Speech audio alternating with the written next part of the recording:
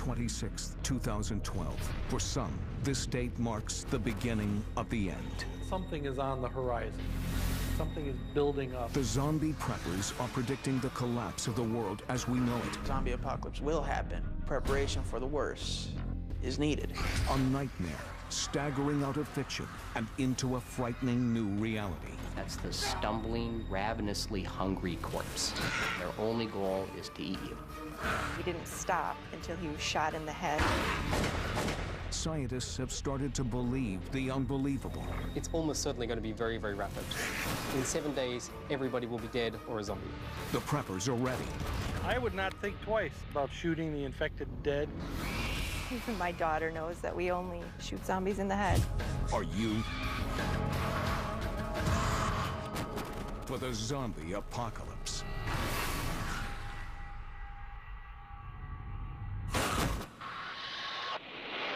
Most of the world thinks a zombie apocalypse is pure fantasy. It's time to meet the people who believe it will soon be a reality. The zombie preppers. Making sure every shot counts. Some people sit around and think about what would I do if I win $10 million. I sit around and think, what would I do if the zombies came? 1, 2, 3. A zombie apocalypse happening is not a question of if, it's a question of when. This is the beginning of the worst case scenario. Ever since mankind could write, we've been predicting our own destruction. The zombies are down there, you can kind of play pick them off. Some people's epiphany is when they realize that the guy that lives on their block with all the guns and ammo isn't crazy. Range is hot!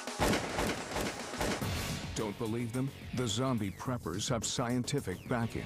Doctor of biomathematics at the University of Ottawa, Dr. Robert Smith, believes zombies are no longer science fiction and that they could soon be science fact. I think a zombie pandemic is something that might occur. This is something that's plausible. It's something that, at least in terms of spread, is very likely. We have a lot of human contact. This means that a disease that works through just direct human contact can actually spread remarkably efficiently. Zombies rising from the grave is just for the movies. But in reality, there are scientific theories for how zombies could exist. Dr. Stephen Schlossman is assistant professor of psychiatry at Harvard Medical School. The most likely etiology for a zombie pandemic would be some kind of mutated contagion, most likely a virus. I'm not sure what's going on today. Scientists theorize that a zombie pandemic would be as devastating and as deadly as any disaster movie. Everything really depends on how fast the zombie virus takes to transform its victims. It's almost certainly going to be very, very rapid, maximum 24 hours. That means once you have a single zombie infecting a city of, say, 500,000 people, in 7 days, everybody will be dead or a zombie. Dr. Smith estimates that in 8 to 9 days, zombies would overwhelm a city the size of New York.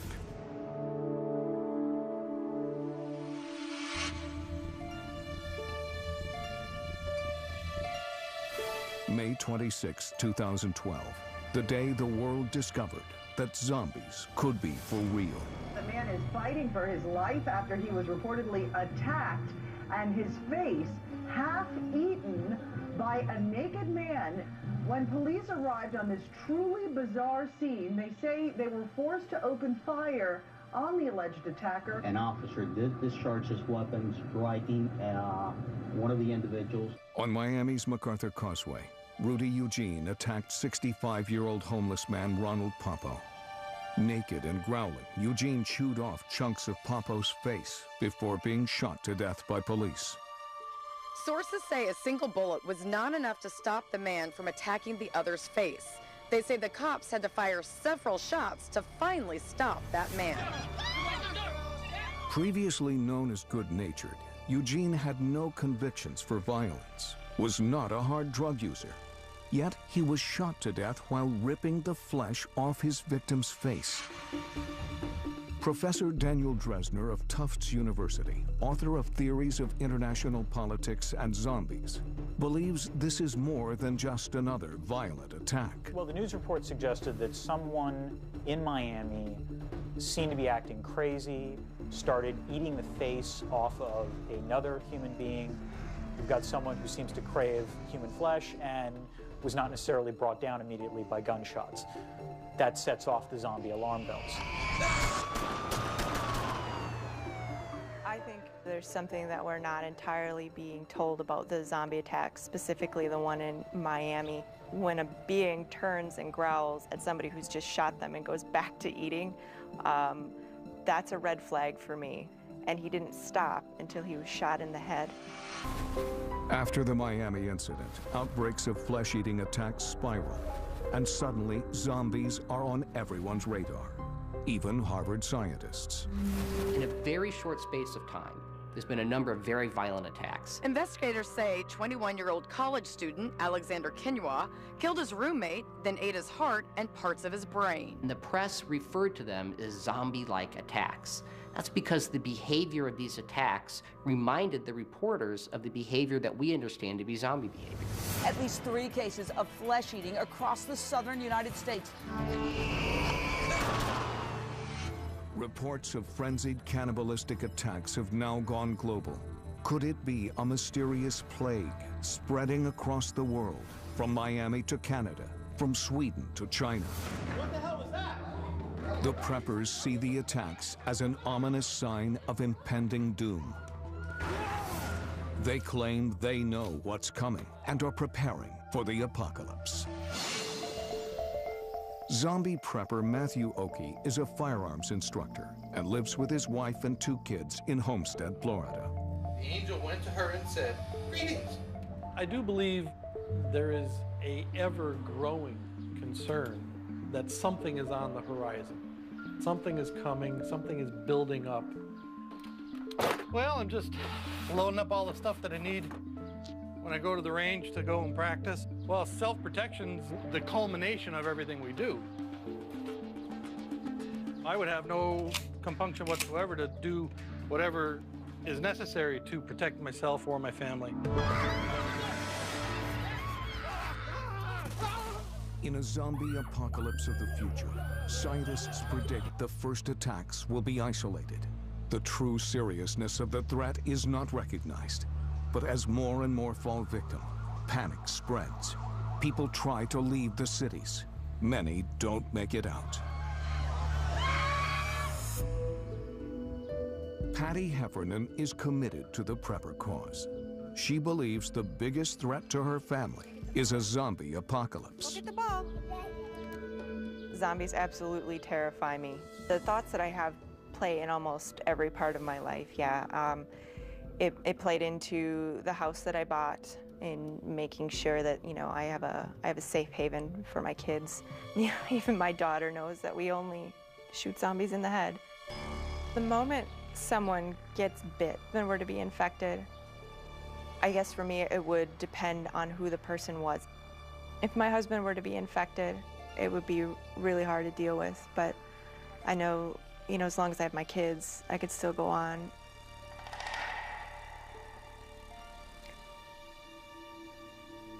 I don't have words to express what they mean to me. Car.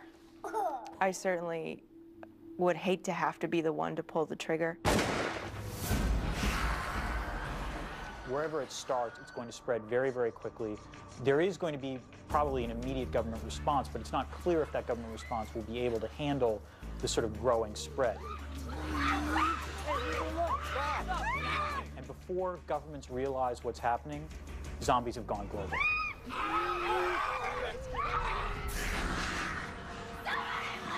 The zombie will keep on coming unless you destroy the brain.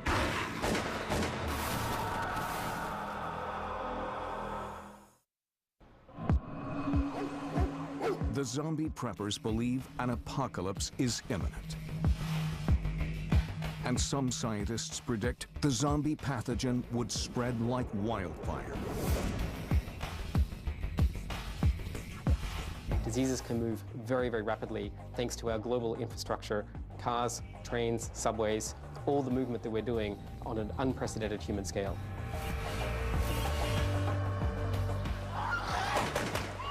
When a zombie apocalypse happens, zombie preppers say they'll shoot their way out, battling through the infected. They predict those who aren't ready won't make it.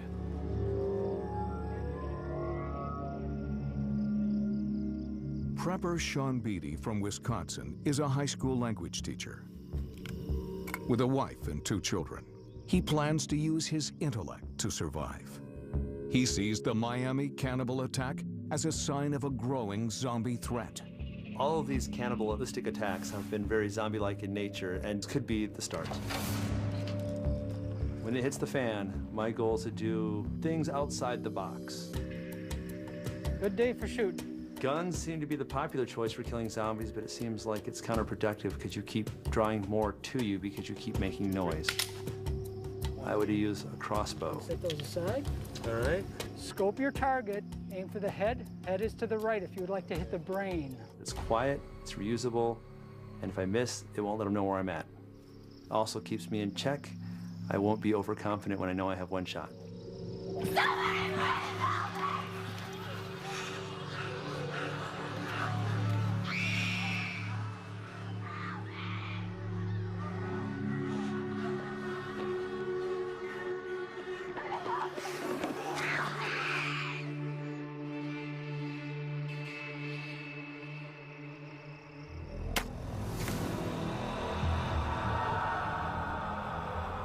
To control a future pandemic, scientists will need to understand zombie neurology.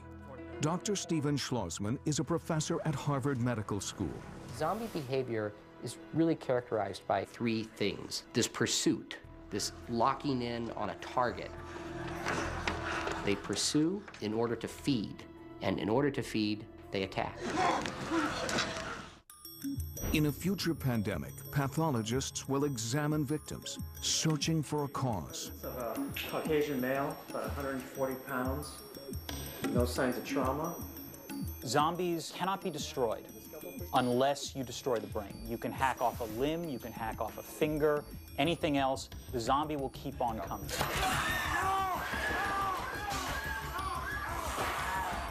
Only by destroying the brain does a zombie cease to exist.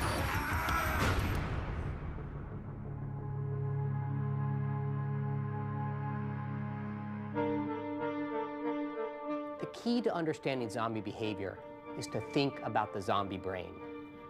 In this case, a sheep's brain.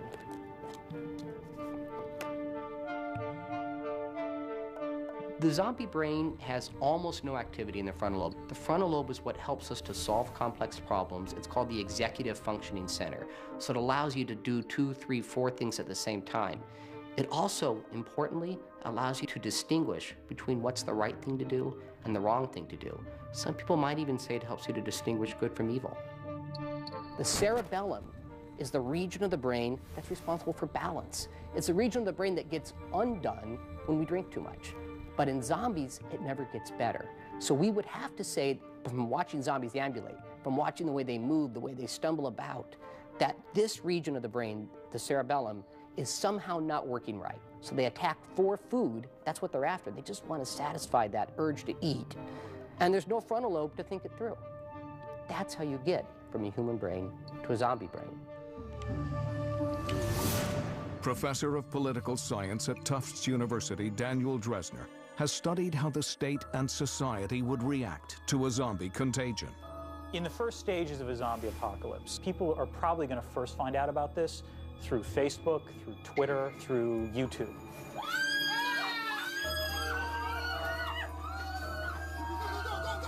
If human beings panic and society panics, that'll actually cause a much greater loss of life than just the zombies themselves.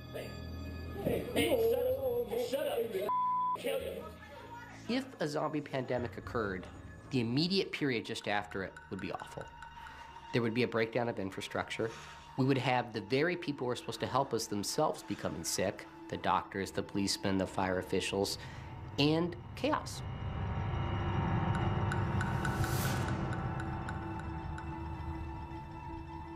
One of the obvious ways that you would deal with a zombie apocalypse is to try to make sure that you've got enough resources so that you can stay in a hideout and not have to deal with anyone else until presumably the epidemic or the pandemic passes. During a zombie apocalypse, prepper Patty Heffernan plans to stay put with her family in her Wisconsin home. Food, clean water, some kind of way to defend yourself. Doing that would potentially make it easier for governments to stop a true zombie apocalypse. Because if people stay shuttered inside, they don't leave, then you're basically removing people that could then potentially become zombies, and hopefully you could then repel the zombies. Zombie preppers share knowledge and swap survival tips.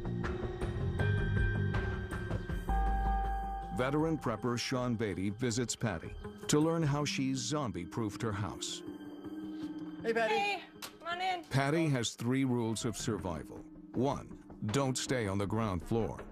She believes that zombies are brain damaged, so they won't be able to climb stairs. These are my really steep stairs, which is somewhat of an advantage, because when you get to the top, it's high up. 2, find a good line of fire. Well, here's a balcony. Awesome. Out here. So, you know, from up here, this is a good, like, sniper position. The zombies are down there. You can kind of pick them off. It's another way out if I can't get out on my traditional routes. Do you have a ladder, or are you going to climb down the grates? I have a rope ladder, so I can take it with me. Oh, there you go. Yeah. All right. Sounds like you have lots of stuff already kind of ready to go. Yes, I do. Patty's 3rd rule, stock up your cupboards. Some people put their money away in savings account, never spend it, just hang on to it, which is pointless to me. I stock up on food, because you cannot eat money. The reason that I do all this is so that my family can survive. I think it's very plausible that some government agency could be testing some kind of new drug.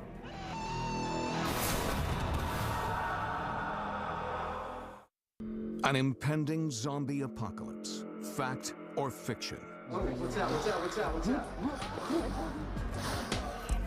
Our cities, communities, and homes overrun by the walking dead. But what could cause the outbreak? An act of God, an accidentally released virus, or government conspiracy? No one will rise from the graves. Realistically, it's going to be biological, viral, or a man-made chemical that will cause this pandemic, or be the start and Mother Nature will finish it off. Firearms instructor Matthew Oakey lives with his family just an hour's drive from the site of the Miami zombie attack. He's determined to uncover the truth behind the flesh-eating nightmare. Seems like this would have been the perfect place to try it, something. And, you know, all hysteria breaks loose and people panic. A week goes by and nobody even talks about it anymore. I think it's very plausible that some government agency could be testing some kind of new drug. Could be testing, you know, not necessarily a virus, but a drug. A crazed conspiracy theory? Not according to Professor of Political Science Daniel Dresner. One possible source of a zombie outbreak would be if the government had in fact developed a drug that could in fact turn people from living human beings into zombies. The thing in Miami looks like one of those incidents that bubble up that the government didn't intend to become public. I believe a week after the Miami attack, the phrase zombie apocalypse started spiking on Google. And it got to be so bad that, in fact, the Centers for Disease Control had to issue a public statement saying we are not aware of any zombie epidemic at this time. If it isn't an epidemic, then what is causing this wave of alleged cannibalistic attacks?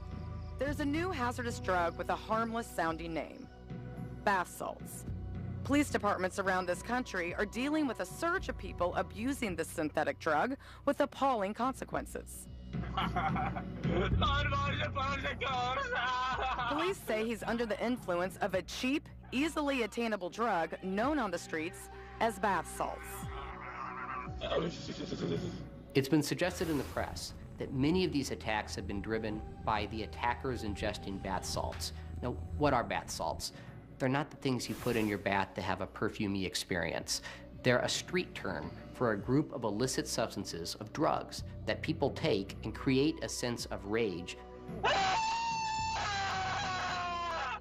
When you look at people who are high on bath salts, they seem to be disconnected from the kind of violence that they may be engaging in.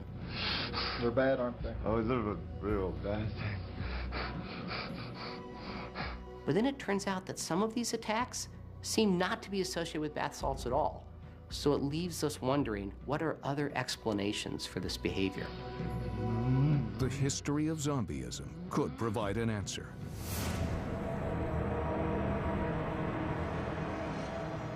The rites of voodoo and the related rituals of the Santeria faith have been linked to zombification. My understanding is that a dark priest is asked to do something to somebody else by administering to them certain toxins that come from the pufferfish. That slows down the heart rate, slows down the breathing, so that others think that they're dead. Tetrodotoxin extracted from the pufferfish is 1,200 times more potent than cyanide and could be the key ingredient to a potential zombie chemical cocktail.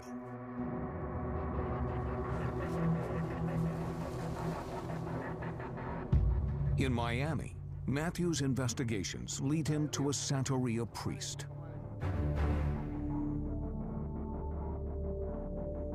These powders, what they do is they don't kill the person. Once the zombie has been resurrected, that person is still alive. There's got to be a reason why you would do that to somebody. To enslave the person. You mean like mind control and say, oh, you can do anything you want with a zombie. Make them do something that you want them to do. No kidding. You can do anything you want with a zombie. I'm getting the chills. Wow. At this moment, there are people outside of the Haitian community that are doing that just to see what it does. And they're trying it out with maybe 1 or 2 people and then seeing how viral it can get. Or there might be some kind of government involvement in this kind of stuff. In the United States? Some preppers suspect U.S. government tests on a voodoo-based zombie drug are behind the wave of cannibal attacks. But what do scientists think? There's a relatively disturbing history of governments using citizens or foreigners as guinea pigs.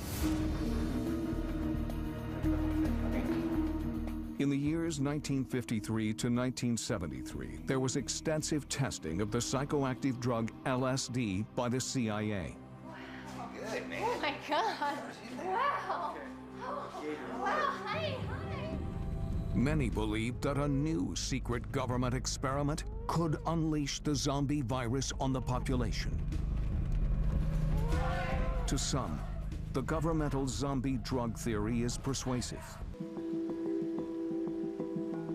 We are at a local dam on the Fox River, and if anyone or Mother Nature is going to do something, the best way to get it out would be to infect the water supply. There's no one guarding this. It wouldn't be that hard to drive up some evening with a barrel or some sort of chemical or bacteria or viruses, drop right in.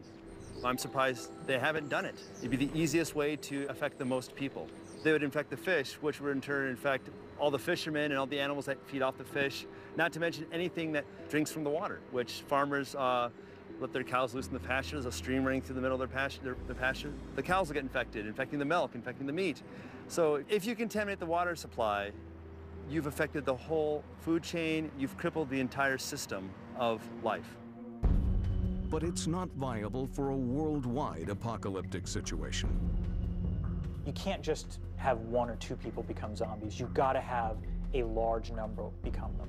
And the problem is that if you tried to dump some kind of drug into the water supply or into the food supply, you might be able to get a large number of people becoming zombies, but those people wouldn't be able to then create more zombies. And so inevitably, that way of creating zombies could eventually be contained. So the most likely etiology for a zombie pandemic would be a viral outbreak, a mutated contagion, most likely a virus.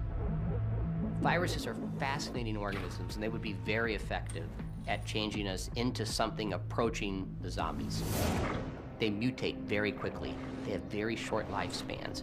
And most importantly, they use the host to reproduce. They use our DNA. They rely on us to spread themselves. So it fits right into the model of the zombie pandemic. You get the virus, you behave like a zombie, you attack somebody else, and spread that bug to the next person, and then to the next person, and so on until you have pandemic proportions. Scientists and experts agree that the most likely and the most dangerous source of a zombie apocalypse is the emergence of a new disease. In recent decades, numerous new viruses have popped up. You have Ebola, you've got HIV, swine flu, avian. There's all kinds of different stuff out there. Are we just one accident, one twist of fate away from a viral catastrophe? Zombie virus would most likely begin in animals and make its way to humans. Widespread pandemic, the end of days.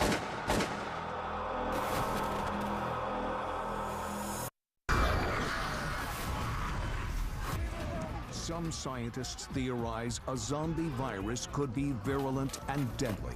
But how would this new disease first infect the human population? Experts agree on the most likely source. All the recent diseases have come from some mutation from animals. Animals really are the place where diseases begin. The next zombie pandemic is very, very likely to come from an animal. So if we were to think about the circumstances that would be necessary to create a zombie pandemic, we would look for something like a large animal research facility being moved into a place where whatever organisms are being studied there would somehow be disrupted and let out into the public near a population center in an uncontrolled fashion. Armand, look at this. It's a monkey. They could invade the food chain and become available to the general population. That's the kind of scenario that would create a zombie pandemic. Preppers and scientists believe just one small mistake could unleash the zombie apocalypse. If I think a zombie apocalypse is going to happen, it's not going to happen by intent. It's going to happen by accident. If we ignore the possibility that a mutated virus could turn into a plague, we will have an apocalyptic situation on our hands. Killer diseases, terrorism threats, and secret government research. Sounds like a blockbuster movie, but it's the storyline of a real place. A lab run by the Department of Homeland Security. And now it's about to clear its last hurdle before coming to Kansas. A new high-security governmental bio-research lab and animal testing center is relocating to the Midwest, and it's leading the local news. New concerns are surfacing about a national bio and agro defense lab planned for Manhattan, Kansas. Some say the government has underestimated the dangers. It's a trade-off. On the one hand, you obviously want to invest a fair amount of research in terms of combating new possibilities of pathogens or epidemics or bioterrorism. On the other hand, the more you invest in this stuff, the more you increase the likelihood that there will be some kind of accident that could then, without anyone expecting it, lead to the spread of some kind of epidemic in the United States. I have major questions about why the government decided to build that type of facility and why they decided to build it there.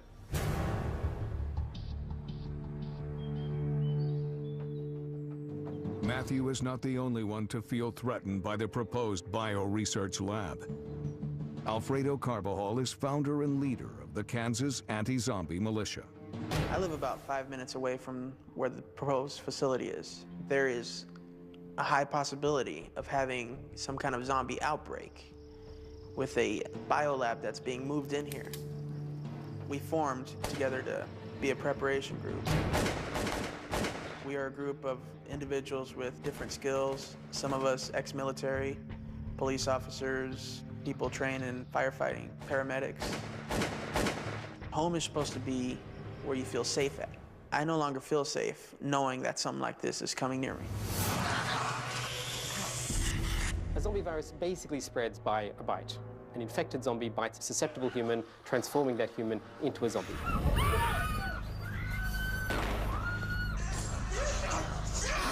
It's quite terrifying. There's no reason why we should think that a virus that turns us into flesh-eating monsters is unrealistic. Pandemic, the end of days. Matthew has traveled from Florida to meet with Kansas-based prepper Alfredo to share concerns about the proposed new bio-research facility. Alfredo, how are you, sir? Matthew, nice to meet you. How you doing, sir? Doing pretty good. What do you got for me? Give me some information. I know they're bringing in some pretty bad viruses, diseases to study on. What would happen if an animal gets loose from this facility. It could be like a rat. Of course, us being farmland, it could get into some of the grains and get into feedstock. Get into the feedstock, and it'll pass to animals or even the people that eat the produce. And when you look at the location, just for the United States, it's literally smack dab in the middle of the United States. The heartlands. The heartlands, yeah. Kansas, meant to be the middle of nowhere. But of course, if you think about Kansas, Kansas was actually where the 1918 Spanish influenza outbreak started. It started in army barracks in Kansas. It was only called Spanish influenza because Spain was reporting it because of media blackouts in the First World War. The pandemic went on to spread disease and death around the world. Major pandemics have about a 90-year cycle. The Spanish influenza outbreak of 1918 killed 100 million people. That was an enormous proportion of the world at the time. We have many more people, of course, now. If it kills about the same proportion, we're in big, big trouble.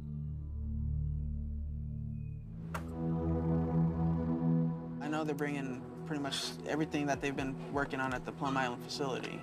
They're bringing them all into the mainlands, and that's what the main concern is. Yeah. You know, especially being in Kansas, it's in the middle of Tornado Alley.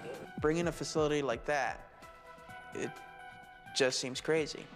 If you look at the facts, there has been 8 presidential declared natural disasters in this area alone.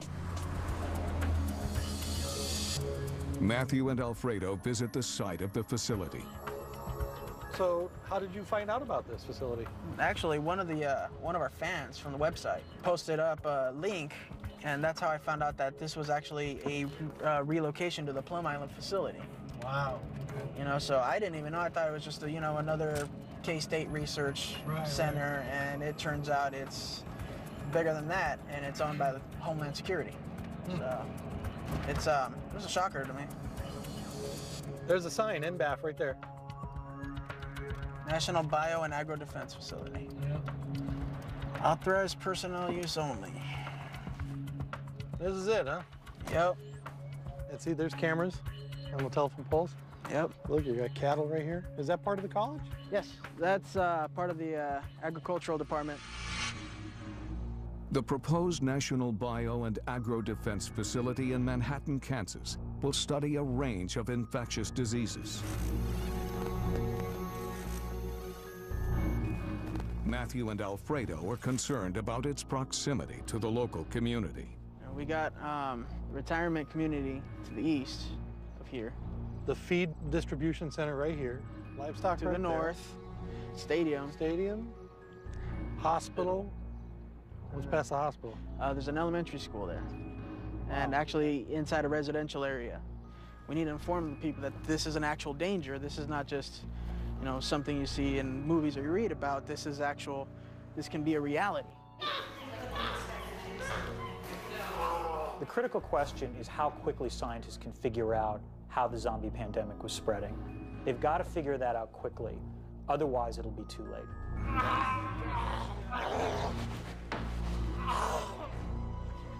A zombie apocalypse happening is not a question of if, it's a question of when. A zombie apocalypse would change everything. You have to do what you have to do.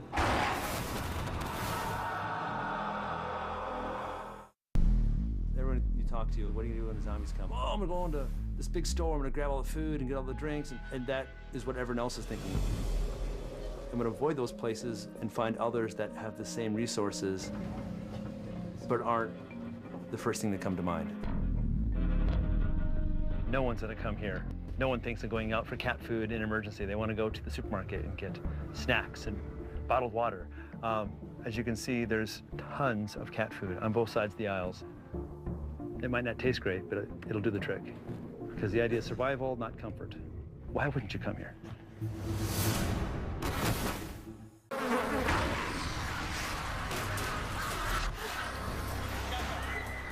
In the event of a zombie viral outbreak, some scientists theorize that the infected would transform from regular people into ravenous, violent killers. To start with, these new zombies are vulnerable. Thinking about the zombie brain, and we're thinking that something has changed that brain so that what used to be seeming more human, now stumbles around, can't walk well, doesn't move well. At this point, an outbreak can be contained. But for how long? Every human being is a laboratory. The virus is changing and mutating inside every single one of us. That means we're all producing different strains of the virus. If we were going to imagine the evolution of the zombie brain, it would become increasingly sophisticated. When that zombie brain evolves, the zombie gets certain attributes that it didn't have before. That zombie can go up the stairs, that zombie can turn the doorknob. They can plan coordinated attacks. If that zombie brain evolved, we'd be in trouble. If zombies evolved, some scientists predict the contagion would be unstoppable and panic would sweep through the nation. If governments don't stop people from panicking, then you're going to have social disorder no matter what happens with respect to the zombies. Once basic services start going away, like once the power goes off or the internet crashes or cell towers go down, then they start realizing it's real. Then they become more desperate. If you believe that governments and emergency authorities can subdue a zombie uprising in, let's say, 1 week or 2 weeks, then things like stockpiling and defending yourself make a great deal of sense in fortifying wherever your position is. If, however, you don't have faith that the government is going to be able to do these things, then you've got to start drawing up a much longer-term plan. That's exactly what Alfredo and his Kansas anti-zombie militia have done. Preparation for the worst is needed. Nothing's more worst-case scenario than a zombie pandemic. They are preparing for war, a war against the walking dead. In a secret location, the militia prepare for what they believe will be a fight for the survival of the human race. Here we are, guys. It's our stockpile. This is the beginning of the worst-case scenario. We have weapons for any kind of situation. Long-range combat, short-range combat. We have fuel. A battery can be recharged. Propane, it's going to be scarce. Water. We're constantly trying to figure out ways to find other water. This is a filtration straw where you can dip this in anything and take some clean water out of it. We want to make sure we have plenty of non-perishable foods, canned goods, freeze-dried foods. And we've got a high stock of MREs as well. So we've got some, military meals ready to go. When this was built, the most important equipment that we have available is personal protective equipment. We want to make sure everyone stays healthy and there's no spread of infection. Yeah, we're just trying out our hazmat suits, guys. The Kansas anti-zombie militia practiced their response to the release of an airborne zombie virus. These hazmat gear, they can stop the pathogen from actually being exposed to your body. We'll try and get this done in under a minute. Let's go. You got monsters coming after you. You want to get these on as fast as you can. Is that correct? All right. Affected by any virus. Quickly. You've been getting eaten by now. Sure. All right, you guys are at about 2 minutes right now. We'll work on that a little later. Get you guys up to speed. Granted, it's a little uncomfortable. It's hot, but at the same time, you're thinking you're risking comfort for health. You look like survivors. Rifle practice involves using pumpkins for zombies. But Matthew wants to know how Alfredo's militia will cope when it comes to shooting a real target. What if it comes down to it's only you and your loved ones, and you find out one of your loved ones is all of a sudden contracted this some That would be the worst thing that could possibly happen, is have a loved one infected. There is no choice. You have to do what you have to do.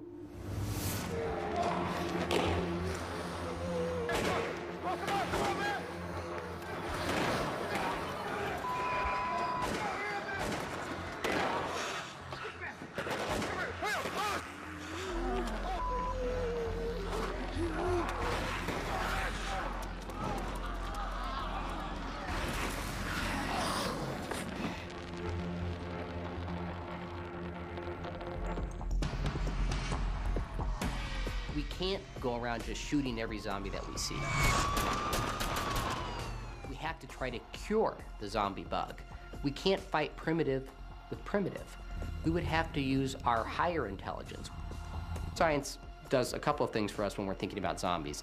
It helps us to understand the behavior of zombies, but it also gets us closer to how we would cure somebody of zombieism. Everything is measurable. If we study it carefully, we can know how the disease works, how fast it goes, what are the chances of mutation, and so on. Then we can try and measure this, understand, predict, control. Think about past epidemics like H1N1 or the SARS epidemic. Generally speaking, governments were able to respond relatively quickly in terms of what people should do to avoid getting it and identifying the virus and finding ways to combat it. You would hope that governments would be just as nimble with respect to zombies.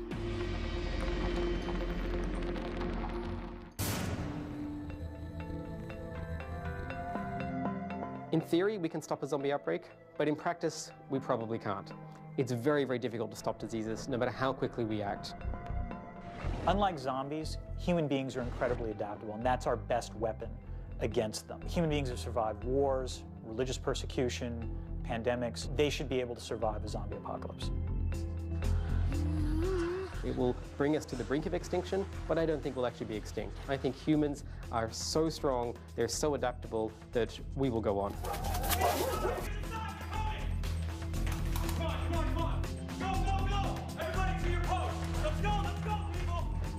The advice I would give to people during a zombie apocalypse is overall be prepared. You have to have a mental preparedness as much as a physical preparedness. Range is hot. There's no doubt in my mind it will happen. It's a matter of when. The scientists say it's possible. The preppers say it's coming. They're ready. Are you?